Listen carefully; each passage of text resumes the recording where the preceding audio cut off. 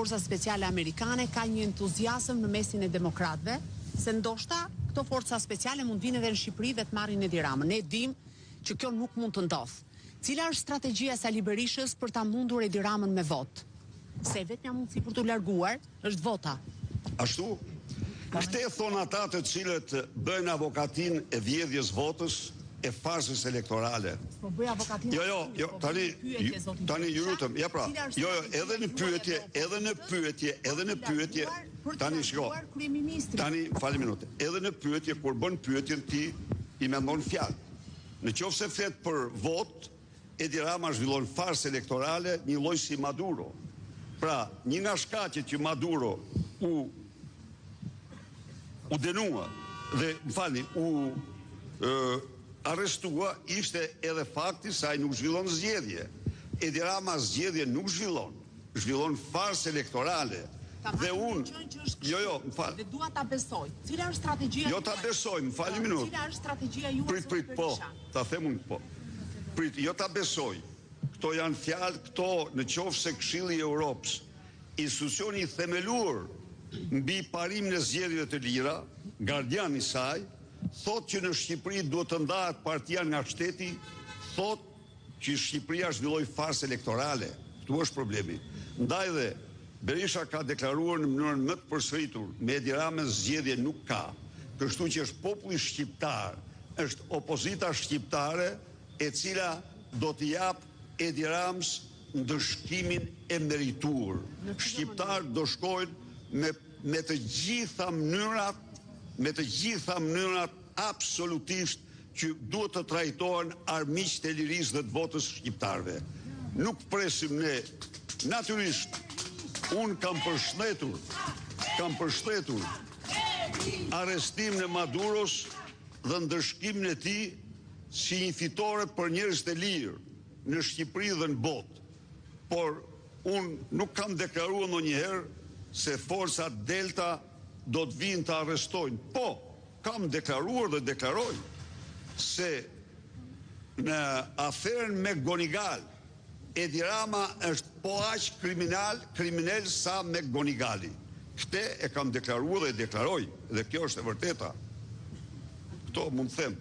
Tjera pastaj ka siç u përmbysën diktaturat në Bangladesh, në Nepal, në Sri Lanka, do përmbyset dhe narkodiktatura, por tani një diktator më pak është më lehtë.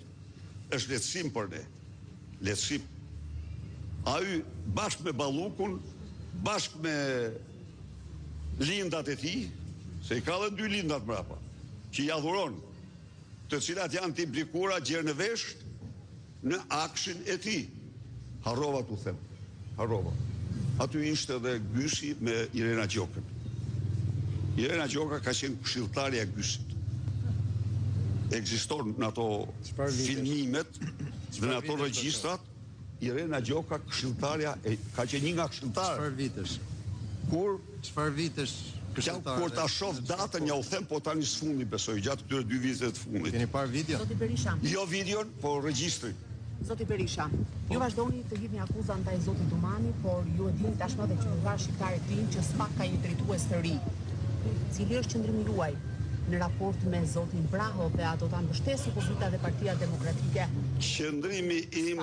Qëndrimi im ndaj çdo punojësi të prokurisë speciale, gjykatës speciale, policisë, BKH-s është qëndrimi që ata do mbajnë ndaj ligjit. Ne nuk kërkojmë absolutisht asgjë tjetër veç se zbatimin e ligjit. Altin Troplini instaloi në mënyrën më kriminale praktikën staliniste të arrestimeve pa prova dhe të krijimit të provave pas arrestimeve.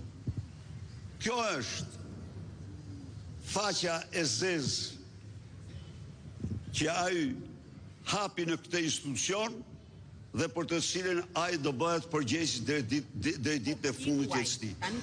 Jo, ai iku, po ligji nuk iku. nuk iku ligji. Drejtuesi i ri nuk thash edhe një herë, çdo drejtues dhe çdo punojës i këtij institucioni që zbaton ligjin ka dhe do ketë vlerësimin dhe mbështetjen e plot të opozitës shqiptare. Zoti Berisha, a i keni ndjekur protestat e zotit Llapaj mbrëmjen e kaluar ka patur një reagim të policisë duke larguar me... E kam dënuar me forcën më të madhe. Sot keni ju protest. E kam dënuar me forcën më të madhe dhunën policore ndaj protestës të organizuar nga partia Shqipëria bëhet e zotit Llapaj. E kam dënuar me forcën më të madhe që dje. Akti shëmtuar, Edi Rama i tmerruar nga çdo protest, sepse çdo protest ju kujton shqiptarëve dhe botës se Ramaduro është në pushtet. Dhe këtë aja ka të merë. A e lexuat ju artikullin e Endri Tani unë zgjodhe delja e zezë këtu mes kolegës zoti Berisha, fare normale që ju përmendi emrat kolegëve dhe i silli si argument politik. Cilë tema kolegës? Tani Blendi Kajsiu është një analist i nderuar dhe nuk duhet përdoret... është për ty ndëruar se për mua është një banalist i cili jep mbiemrin hua, i cili shet mbiemrin. Sa i ka pagu Edi Rama me atë mbiemër, tani më thoni pak mua. Si argument politik mund ta... Jo, më thuaj një minutë. Më thuaj një minutë. Sa i ka pagu, pse lejon Edi Rama ti marrë mbiemrin ai? Si që ka kjo punë? Pse e lejon Edi Rama ti marrë mbiemrin hua? E themun, po ma gjejti mua, i futu ti regjistrat të shtetit dhe më gjej mua ku është Endri Kajsiu. Ma gjej pak. Është Edi Rama në surrel, ta themun. Amutor, prandaj dhe të lutem, nuk e lëndoj, përsa i përket shkrimeve, ai ka marrë përgjigje nga unë, i ka marrë përgjigjet nga unë. Për kuna, Edi Rama ka problem me Edi Ramen, se Edi Rama i merë mbiemrin hua, i merë me qera mbiemrin, e paguën, apo se paguën, kjo është punë e Edi Ramës. Janë punë e tyre, por nuk lejohet media. Se cili emrin e tij. Ju falënderoj shumë. Edhe ju uroj një vit të mbarë. Me shumë të mira. Baklavaja.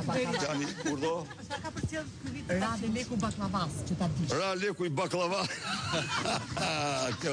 Fati madh.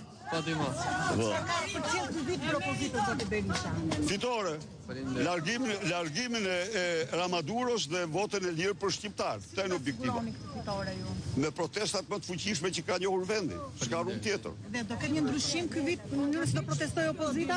Urdhoni? Do bëni një protest ndryshe? Të gjitha format e protestave janë të mundshme. Ne kemi betejë vendimtare këte. Ai e ndjen të vetë. Ai thoshte që unë jam fajtor, po nuk kemi naftë sa Venezuela dhe nuk kemi kartelet të nda sa Venezuela. I kemi ato, po jo sa Venezuela. Fajtor apo edhe ndryshe? Protestat janë protesta të cilat kryengritje, revolta, por paqësore. Nuk lëvizet nga ky pozicion. Miru pafshim.